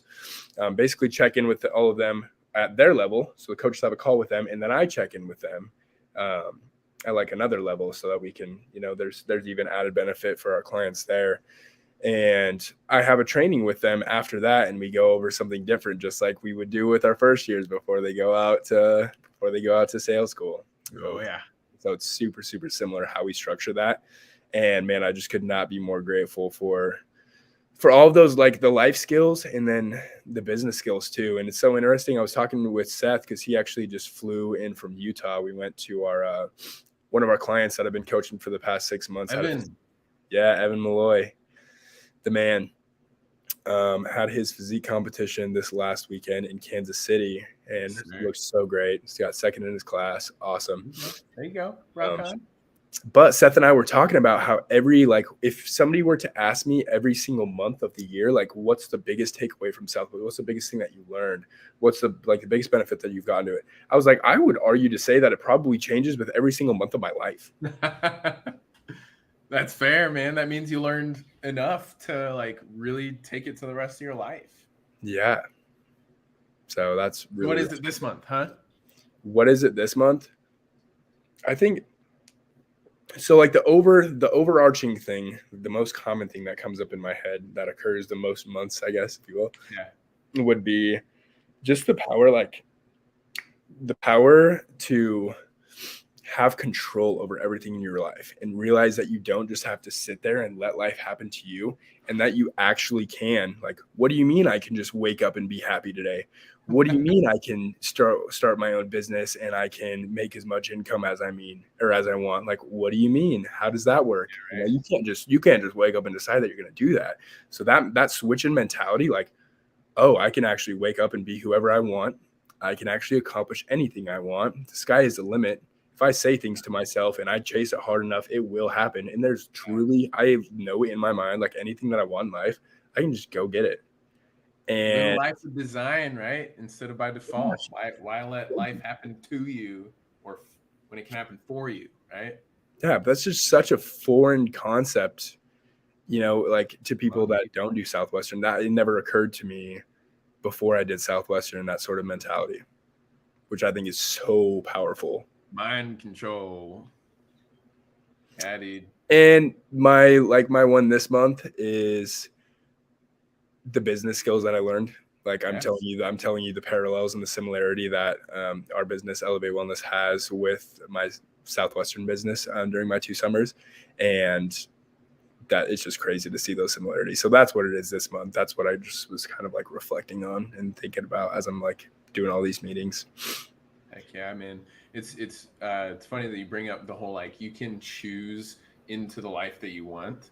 Like a lot of times people experience the opposite of like your brain is choosing out of what you want because you're playing small, you're in the survivalist mindset, and your brain is always trying to like, expend the least amount of energy possible, and so it makes excuses and all these things that it's like, no, you don't have to stay that way, right? This morning I was putting in a nice workout because I did half a workout yesterday, and I love working with Zaine because I did injure my left shoulder some years ago, and he's really helped me understand how to like work through it appropriately and not beat it to death and re-injure it. And so it was kind of hurting in the shoulder yesterday doing some upper body. So I cut it halfway, and I was like, all right. I told Zaine I was going to finish this workout, and so this morning I got in there, and dude, I was not feeling it. I was just like, this sucks. I am going to do like half the reps, half the everything. I was like, no. What Zaine's talked about is if I'm going to get any results out of anything he puts in front of my face, I need to do every rep. I need to cut no corners. I just need to take my time with it, And so I substituted a couple exercises, and I was just like, those Bulgarian squats. Yeah, fucking Bulgarian squats. But like I was like, my self-talk was on point, man. I was like, I am building the life that I want, and I am, chasing a dream with others along with me. Like there's nothing that's gonna stop me. And so I like finished my workout, and I even did the cardio that I didn't want to do with it. I'm so proud of you. I'm doing it so I can have this conversation with Zaine on the podcast. Be like, that's my guy. We're living a life by design. We're not just tapping out, right? Because I can do it, and I can make that choice. And it's been awesome to get. You are the man, Nick. Back at you, homie. It's awesome to hear. It's infectious. So, thank you for being a leader in your own right, man. What are some of the things that you have learned from running your Elevate business that you didn't learn from Southwestern? Fair. Some things that I've learned from running Elevate that I didn't learn in Southwestern. I would say one of the things is, it's all very, very similar, and I would say that obviously I've learned like small things. But it's more specific to my like just switching from books or educational systems to this, but everything else is the same. Yeah, literally. Okay. And so the things that I've learned are just, the systems that we have in place and learning how to coach people like from the perspective of what things are our clients and what things are the coaches maybe going to struggle with, or like what things they're gonna have challenges with. Yeah. And then just like helping them through that, because we go about it the same way, but it's just switching from one industry to the next, right? One business to the next. So I'd say just learning a lot of specifics to our business. But other than that, like the way that we structure our meetings is very similar, and the way that we set goals, very similar. Even like we just in Kansas City, we treated the weekend like a, man, I don't even know what you call it. Kind of like a meeting of the minds. You guys ever have those? Oh yeah.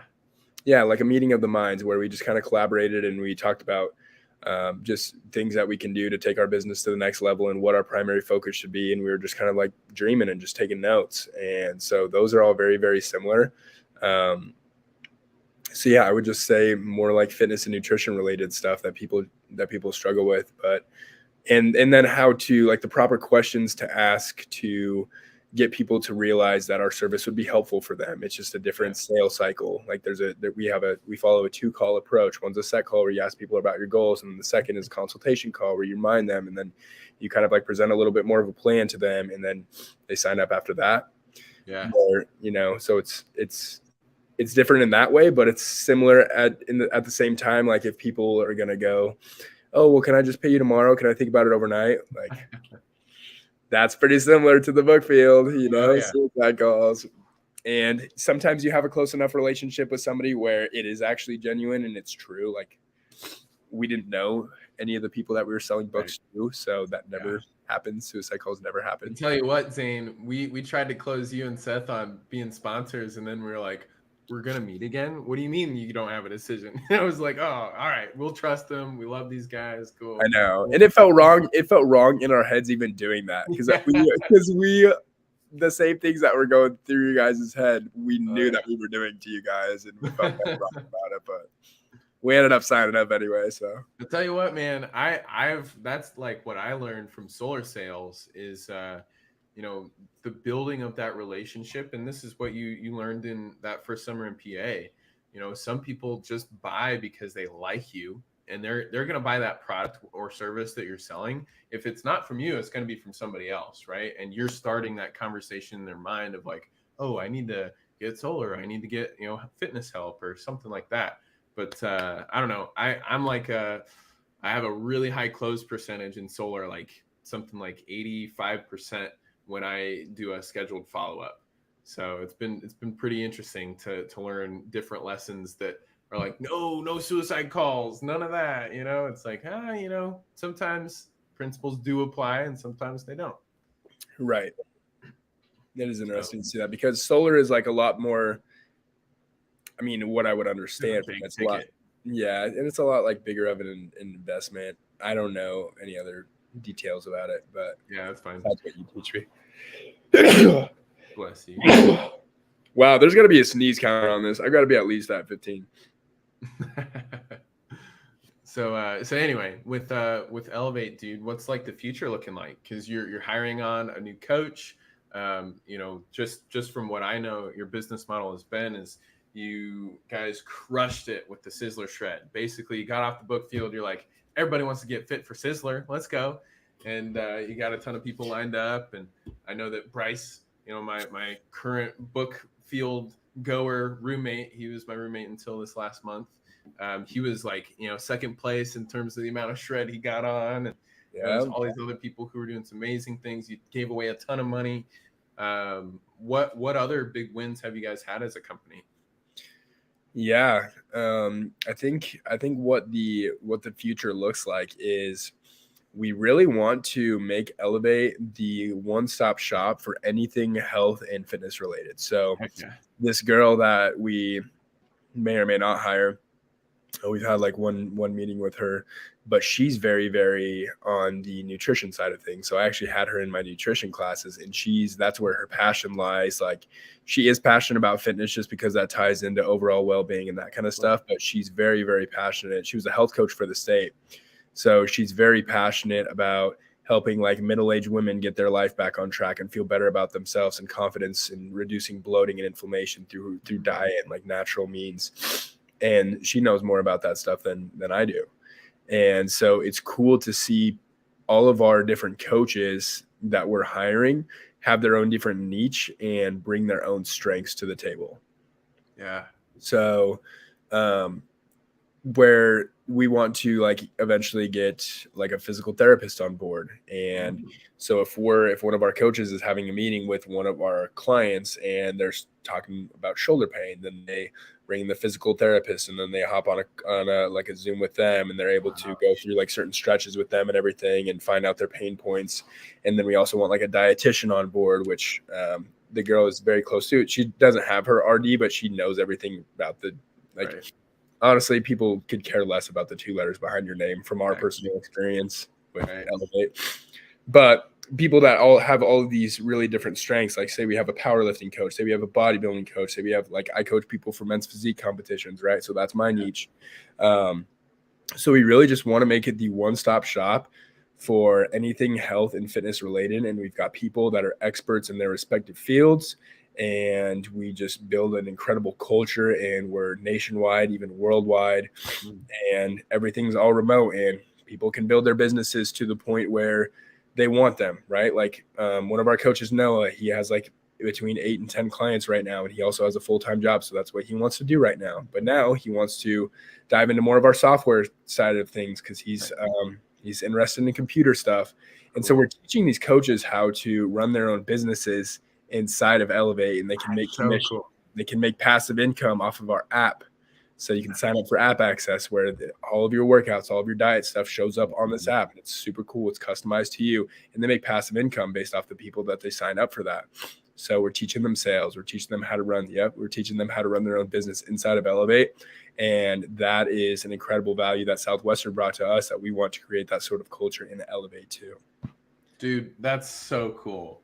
In fact, I want to preview for those that are curious, like what does being someone in Elevate Wellness's fitness plan even look like? It's the easiest thing ever, guys. Like I tell you, from my personal, here's your double ad, Zaine. I'm gonna just double down on this one. I love it. Because I tell you what, y'all, like I said, theater kid in high school, just like never once did a meal plan and like cared about counting calories, all that kind of stuff. There's two apps. It's Trainerize and MyFitnessPal are the two apps that I use every single day just to stay on top of what Zaine coaches me on. And so MyFitnessPal, you just open this bad boy up every time you take a bite. Every time you sit down for a meal, every time you have a snack, you got to count those calories, right? And it'll count up all your macros of protein and your carbs and your fats and what's the last one? Shoot. Carbs, fats, protein. That's it. Cool. So I'm overthinking it, which is so typical of me, right? So I just log in all my stuff and then it actually pulls into our Trainerize app. How I'm actually meeting those nutritional goals. And so this breaks down like here's like all my macros for the day so far, got a lot of eating to do. And then when I go in, I can actually have my workout scheduled right here. So tomorrow I'll be doing my day one metabolic and you just go through and you can watch a video. Like if you're curious on how to do these barbell back squats, it'll show you how to have good form. And you can just start. Oh, there we go. Start your exercise. And so as I go through, I keep track of all my reps, all my weight. And at the end of every workout, I can see how many personal records I have. I can like just know that I'm on track for something. Because before I would just be like, I'll just show up to the gym and move shit, pick it up and down a little bit. No rhyme or reason, right? Yeah. So now I've got someone like Zaine I can talk to every Friday and be like, hey, I was struggling with this workout, get the input on how to have good form and, the mind-body connection that nobody really knows how to do when they are working out. It's like, hey, you could actually spend a lot of time at the gym with bad form and bad, actual control in each rep and see like no progress. And so having Zaine to tell me about that is like, all right, a squeeze at the top of every rep. That was the last conversation that we had is really focusing on, that mind-body connection. So, dude, it's been such a helpful, chance to get to learn from you and excited to keep at it because I got to get shredded for Bizzler, which y'all need to get to Bizzler and hit up Zaine for a good workout plan. I'm so excited for that, actually. Yes, you are. Why should people go, Zaine? Tell us. Why should people go to Bizzler? Yeah. I mean, we have conversations with Southwestern, like at Elevate, we have conversations with Southwestern people every single week. And I could not tell you how much I've learned from like even just our clients. Obviously that you guys are learning stuff from us, but we even learn so much from you guys, right? Mm-hmm. And we network and we stay in touch. And I've had opportunities to fly down to Miami and hang out. Like I know that I can hit you up and come stay at your apartment whenever and just connections, networking. Because really the biggest thing that college taught me actually is life is all about who you know, not what you know, of course, but like the degree to which that is true is insane. So if you can spend 4 days, 5 days networking with people and building stronger relationships with some of the most successful people in the entire world, why would you not go? There'd be no reason. Yeah, right. Yeah. Well said. So for those that don't know, Bizzler is August 15th through the 19th. Let's get you going. It's $1,000 per person, $999. That is not bad. That ain't bad, is it? 2 payments of. It's great, y'all. It's at the Valentin Imperial Maya in Playa del Carmen, so just outside of Cancun. And link in the description.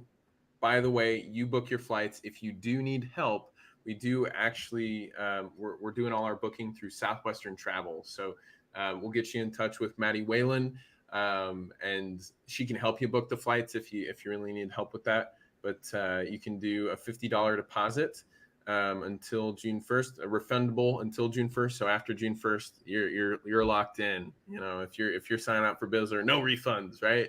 But you can do a payment plan, half now, half later. Options break them down. So all that to say, we appreciate y'all for signing up for tickets to Bizzler. But if you do that, you gotta sign up with Zaine. Right, this guy will help you get so pleased and happy with your meal plan, your workout plan, that you'll have no choice but to show up just so you can look good for everybody else showing up. You know what I mean? So anyway, gotta Most get jacked group at the resort. Yes, that's exactly right. Happen. Yeah, man. So do you have any other like things to share about the business? Because it's been really cool to see what's going on with you guys, and you're growing, gonna be your own like smorgasbord of health experts in their own different way. That's awesome. I love the vision. Anything else you care to share? Yeah, I think that if anything, what I would say to just people watching this podcast is, like if you know people, that I think that there's a lot of people that have been personal trainers. Like when I got into college, I was very, very passionate about fitness and nutrition. I really wanted to do that with my life. But what I learned in high school was typical jobs, right? Like this is not a job. A fitness and nutrition entrepreneur that's not a job. That's not a job. You need to be a doctor, Right. And so if I was passionate about fitness and nutrition, I thought that my job had to look like being a personal trainer at the YMCA, which there was absolutely no way. Even as much as I love it, there is no way I was going to make the living that I wanted, like create the lifestyle that I wanted for my future self and for my future family, right? There was no way that was going to happen being a personal trainer like YMCA, right? You're just very limited by location, time, all that. But what I found out was, you can create your own business and it can be remote and you can create it to whatever you want it to look like. So if you are passionate about the same field, just give us a ring and we'll see if we could bring value to each other. And we're always looking for coaches to hire that are passionate about entrepreneurship, passionate about helping people with their health. And I think we're developing a pretty cool system to teach people how to run their own businesses in terms of this market, which is super cool. Heck yeah, man. And elevate wellness, y'all. Elevate your body, your mind, and your life. This is a keystone habit. If you don't know what that means, basically your life sucks if you're not working out. I'm speaking from experience here. So let's get you in touch with Zaine or Seth and get you going there. So last couple shouts out, and then we'll save that best for last. Baby. So if y'all don't know, I'm working with Enlight Energy. Nice, cool solar company. Our main push and focus is right here in Florida. So we've been having a record year, 500% growth over this time last year, which feels great. We got some people in the pipeline that we're hiring. None of them sold books, but we'd love to get in touch with somebody who's passionate about the planet, looking to make a pretty good income. What's really bonkers about the numbers with this industry, we've got it set up so that if you were to set and close an appointment and get a customer every other week, that's a 6-figure income. So you can take 2 months off, have some flexibility in your schedule. If that's here in Florida that you want to work with us, if that's anywhere the sun shines, we'll find a way for you. So if you're interested in working with me, we've got some really cool studs. Julio Hernandez is the best leader I've ever worked with. He's a former DSM for Southwestern. It's been awesome to work with him. He's started this company 6 years ago. So we got a lot of really cool tools and stuff set up for you. Hit me up if you want to work with us. And then also shout out to V-Designly. So I don't know, do you know any Estonians, Zaine? I have met some, but I could not just name their names. No, it's fine, man. It's funny. I was lucky a few years ago. This was back in 2019, so before your first summer. Oscar and Oliver. So Oliver Reynos, he hit me up, and I actually was in Omaha. I finished up my Southwestern career, and he was like, "Hey, do you have a place to stay?" And I'm like, you know what? I do. So I was his host ad for 2 weeks. And he's now building our website. So VDesignly is a web design company. They're really great at helping you, actually have integrations with your business. And so you could go and build your own website on, any Wix or any of these like kind of cheaper website design platforms. But you're going to be lacking in how to, generate traffic on the website into business. And so that's why we like Oscar and Oliver. So we'll be rolling out our website here soon. Get you in touch with them if you need a new website. And then, dude, I don't know if you knew this, Zaine, but there's a whole nother shout out that we get to do for Cardinal Senior Benefits. So these guys, it's like, what the heck? How are they doing so great? Again, it's these direct mail leads. So these guys don't work a single cold lead in their business. And the reason for that is because there's enough interest. There's like 10,000 people turning like retirement age every single day in America. And so that's like their bread and butter. And so they have a really high ROI with these direct mail leads. And so each agent, it's 25 to 40 direct mail leads, depending how much they need for a week. And so basically it says, hey, Mr. or Mrs. Jones, you're old. You may qualify for a final expense product. And so to find out if you qualify, this life insurance benefit is available. Just reach back out, send this thing in the mail, and then they receive all these leads of people who said, yes, I want funeral insurance. So the prospects, they're like super on point. They're really high quality. They actually take the time to send stuff back. So, that they're not like just lying. It has like their name, age, date of birth, all the basic info that you need to go in and sell them. And so that's why the agents are able to have such a high ROI, is because they're able to spend their time with legit prospects who've actually taken time to fill something out. So again, if this business model, if the potential income sounds great for you, $500 referral bonus for you, for anyone else that you send our way. And we'll get you in touch with Quentin Roberts, a 7-summer book stud. So yeah, I love those guys. Peace. And yeah, man, we love you, Zaine. Thank you for gracing us with this beautiful, episode. It's been cool to learn about, the crazy things of that first summer, that second summer. Now I'm like really curious after hearing about your business with Elevate. What's the greatest story from the book field that you have between your two sons? This greatest story is it starts on my 21st birthday. Ooh, that's how you know it's pretty good, right?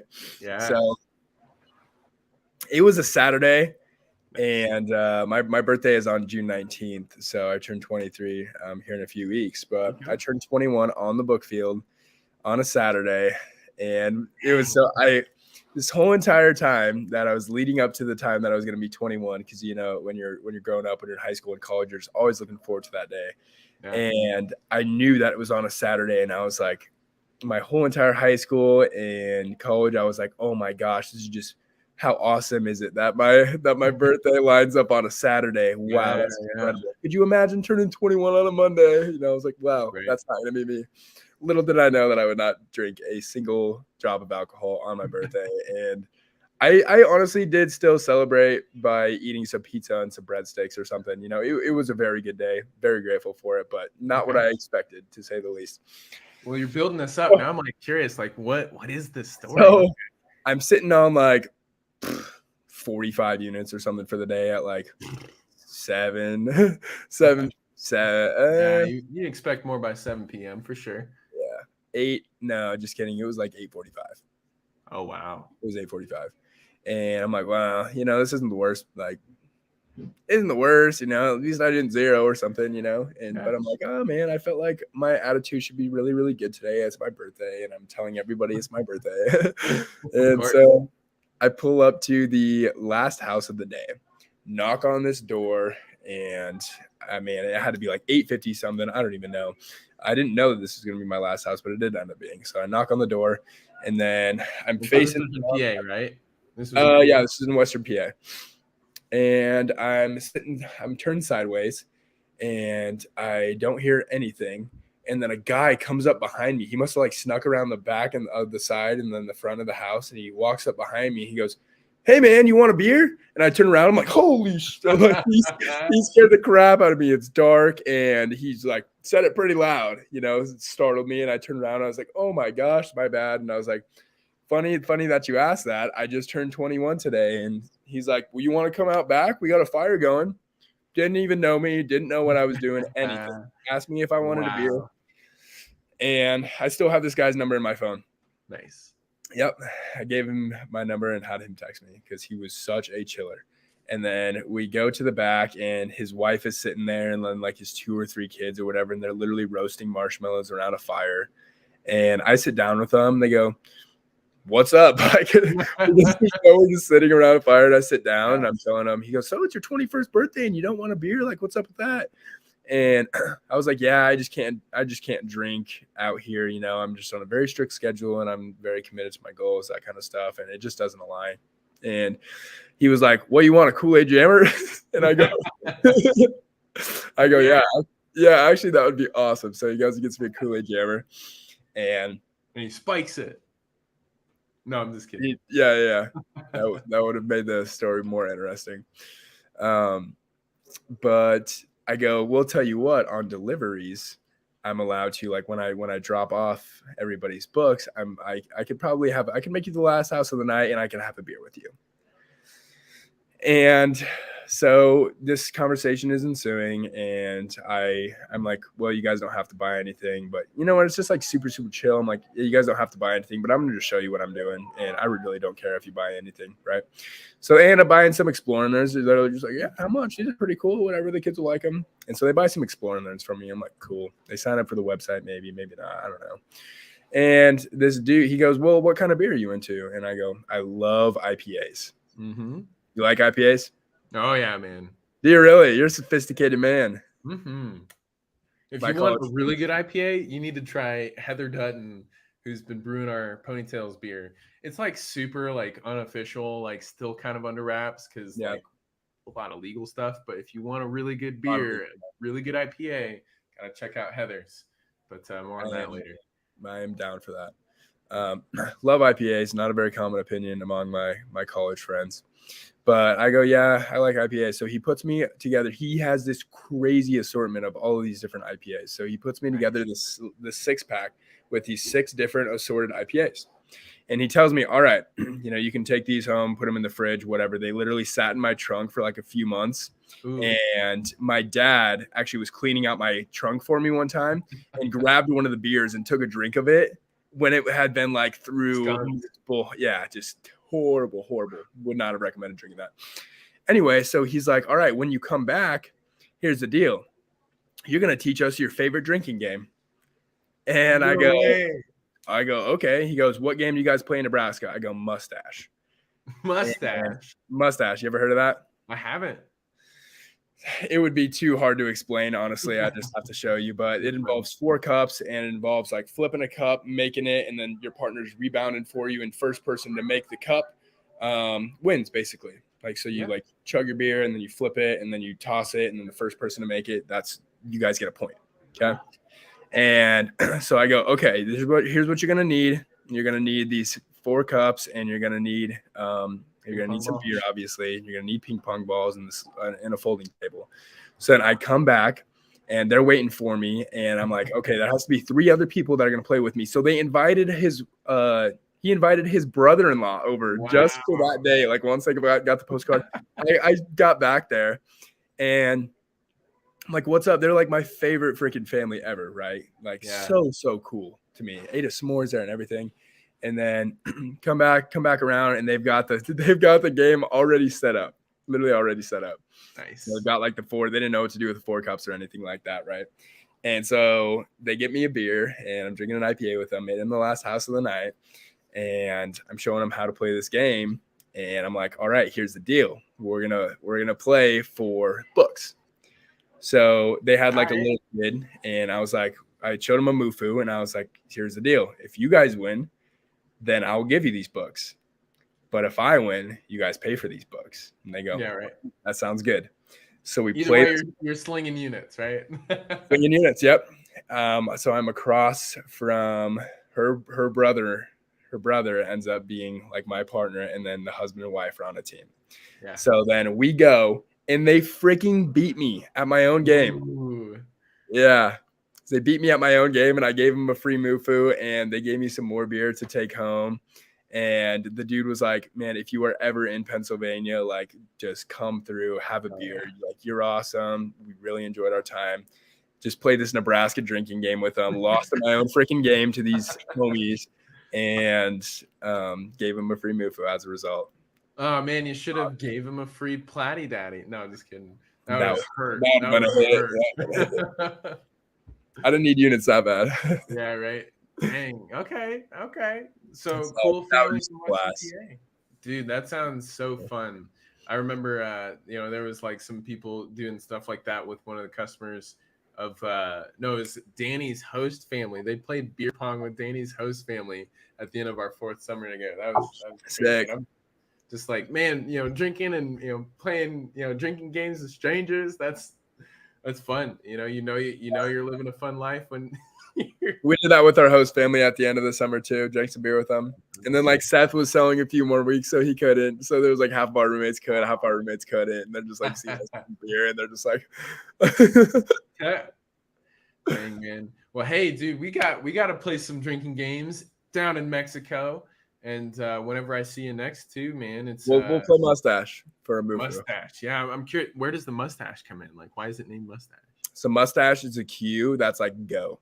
Oh, okay. So the winner of each round, you can either do like this, like that's like the mustache sign, right? Okay. Or you can say stash, or you can say mustache, and whichever of those, that signals like go. So then you go for the next round. Gotcha. Yeah, dude. Well, hey, we're gonna have a ton of fun regardless. We're gonna play that mustache there in Mexico, man. When can I see you next? How can people support you? By the way, let's talk about that. How can people support? So you can follow. I'm always posting. I wouldn't say always, but I do post regularly on Elevate Wellness Instagram at the Elevate Wellness. So that's where you can see some workout tips, some diet tips. You can support us there. You can buy some Elevate Wellness merch. Wait, this is the best part. Boom. Elevate on the hood. Not before. There you go. So you can buy some Elevate Wellness merch on there. And then my personal Instagram is at Zaine Gallagher. So all my personal stuff is on there. But also our website, elevatewellness.biz, B-I-Z. You can go on there and check out some testimonials. You can test out you can look at what our coaching includes, all the people involved in our coaching. Yeah. Heck yeah, buddy. Well, dude, let's 3 cheers for an awesome partnership. It has been a blast working with you, man. I can't recommend anybody listening to this to work with Zaine enough. He'll help you really get your head on right and give you a good path to walk, because it's hard to go alone in the iron church, picking up heavy shit, right? It's intimidating, especially when there's other people. Like, I'm new at the whole fitness grind, more or less, and there's people who've been on it for years. And when I go to the gym and I see that, I'm just like, ooh, I don't know. Either way, I'm taken care of by, just got to do this next, this. Yeah, it's great. So thank you, Zaine, for being an awesome partner, awesome supporter of the podcast and jockey. I'm excited to see you on future Derby meetings. So let's keep supporting Zaine and Seth and what they got going on. So any last words for our audience? I would just say it's been a blast. I had to be the absolute fastest 2 hours of my life. So thanks so much for being an awesome host. Always enjoy our conversations. And yeah, thanks for just having me on. And thank you to anybody listening to this. And Nick, you got a joke to send us away with? Oh yeah. So all right, let's think. So this one, I'm just gonna apologize in advance. So I didn't make this joke. In fact, you know the name Vicky Varberg, right? Very well, yeah. Vicky's a homie. Yeah, Vicky's awesome. So she told me a joke that, like, probably the worst joke I've ever heard. I'm throwing her under the bus right now, but she was like, "Yeah, I made it up. Do you want to hear it?" I'm like, "Ooh, you made up a joke. Let's see what your sense of humor is like." And she's like, "What did the pirate say while driving through the state of Kansas?"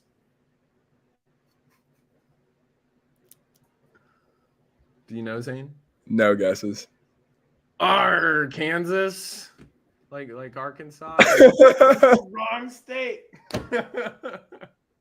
Well, there you go. There's our sign out. We'll see y'all on the next one. We got Fido coming up in a couple days, and then a month of Europeans. So tune in, share some episodes, and we'll see you on the next one. Adios.